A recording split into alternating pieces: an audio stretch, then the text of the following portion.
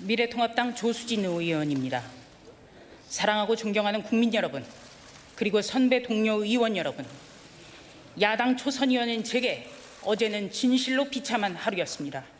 제가 속한 상임위는 법제사법위와 운영입니다. 이 가운데 운영위는 겸임위원회입니다. 그래서 운영위는 법사위 같은 일반 상임위가 열리지 않는 날엔 회의를 열지 않습니다. 이것이 우리의 오랜 전통이자 관례입니다. 그런데 느닷없이 법사위의 운영위가 동시에 잡혔다는 통보를 들었습니다. 야당은 들어올 필요가 없다, 야당은 알 필요가 없다는 통보가 아니고 무엇입니까? 법사위 전체 회의 시작 전 이미 국회 전산망에는 여당이 처리하려는 안건들이 처리됐다라고 떠 있었습니다.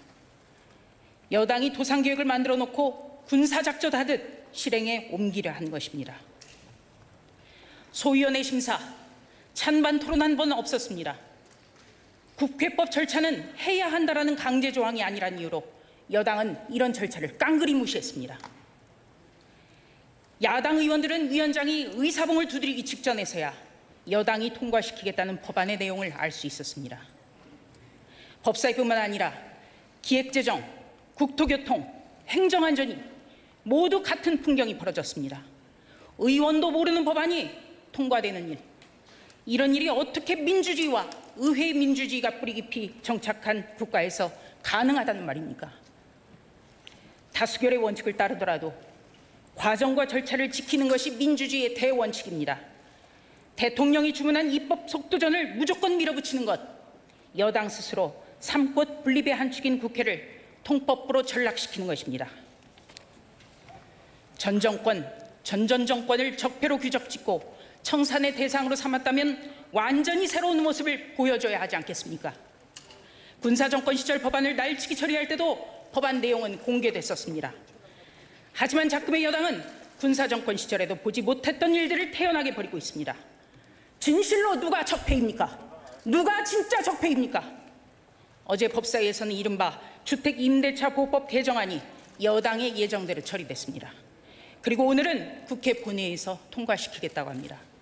국민의 삶에 엄청난 영향을 미치는 법안, 전 국민의 실생활과 직결된 내용인데도 불과 이틀 만에 일사천리로 매듭 짓겠다고 합니다. 주택임대차보호법, 이름은 정말 근사합니다. 그러나 한꺼풀만 걷어내면 문제점이 보입니다.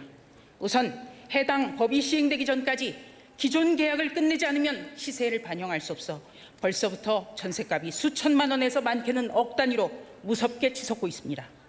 전세를 월세로 바꾸려는 움직임도 가시화되고 있습니다. 월세집이 많아지면 서민의 주거비 부담은 커집니다. 내 집 장만의 꿈은 꿀 수 없게 하고 전세도 살지 못하게 하는 법, 이런 것이 바로 민생 악법일 것입니다. 위헌 소지가 크다는 것도 심각한 문제점입니다. 계약갱신 청구권제는 기존 세입자에게도 적용됩니다. 법 시행 이전에 올린 임대료 처리를 놓고도 대혼란이 벌어질 수 있습니다. 이런 허점투성이 법안을 임대차 보호라는 이름으로 포장해 국민을 속이는 것, 이런 것이 혹세무민입니다. 대한민국 30대는 최근 2년간 100조 원 이상의 담보대출을 받았습니다.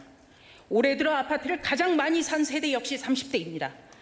2020년 7월 현재 대한민국에선 30대 부부들이 혼인신고를 미룬 채 남편은 주택대출, 아내는 전세대출을 영혼까지 끌어모아 남편 명의의 집이 아내가 세입자로 들어가 사는 믿기지 않는 일이 벌어지고 있습니다.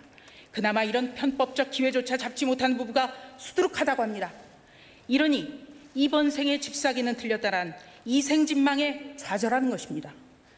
내 집 장만을 꿈꿀 수 없는 나라가 나라입니까? 왕성하게 일하는 우리 젊은이들이 좌절과 배신감을 푸는 것, 이것이 정치라고 저는 생각합니다.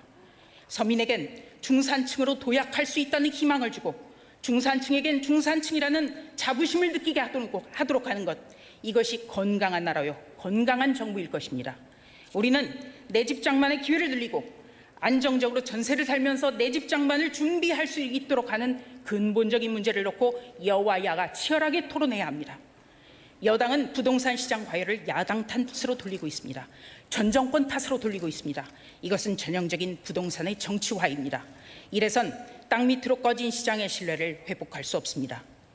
문재인 대통령은 3년 전 대통령 취임사에서 야당은 국정 운영의 동반자라고 했습니다. 이번 21대 국회 개원연설에서도 대결과 적대 정치를 청산하고 협치의 시대를 열자고 역설했습니다. 불과 보름 전 바로 이 자리에서 했습니다. 협치가 무엇입니까? 지난 4.15 총선에서 176석을 차지한 절대 여당이 손을 내밀어야 이루어질 수 있는 것, 이것이 협치입니다. 이것이 양보입니다. 양보는 많이 가진 편, 힘이 센 쪽이 자신의 것을 내어놓는 것을 뜻합니다. 한 번 여당은 영원한 여당이 아닙니다. 오만한 권력은 반드시 국민의 심판을 받습니다. 수적 우위를 앞세운 국주는 민주주의가 아닙니다. 4.15 총선에서 여당의 전폭적인 지지를 보여준 민의는 야당의 존재를 인정하지 말라거나 여당 마음껏 국회를 마음대로 폭주하라는 그런 뜻은 아닐 것입니다. 과거 우리 정치사에서 숫자에 취한 여당의 일방적주가 어떤 불행한 결과를 가져왔는지 여당은 돌이켜보시기 바랍니다. 대한민국 민주주의, 의회민주주의는 1987년 6월 민주항쟁을 계기로 뿌리를 내렸습니다. 그리고 지금 더불어민주당 여당엔 민주주의를 위해 투쟁했던 분들이 많습니다. 지금 이 국회에서 펼쳐지고 있는 것이 민주주의입니까?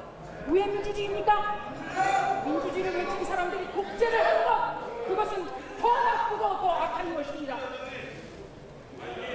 민주주의의 가장 위험한 적은 스스로를 민주주의로 생각하는 피의자들이라는 본을 반드시 되새겨 보시기 바랍니다.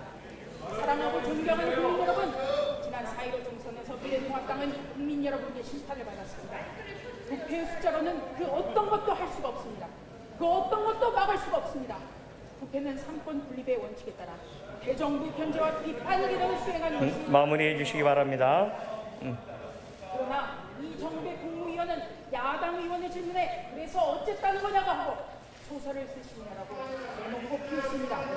그런데도 여당은 말리는 척도 않습니다. 이래서는 안 됩니다. 국민 여러분, 좌절하지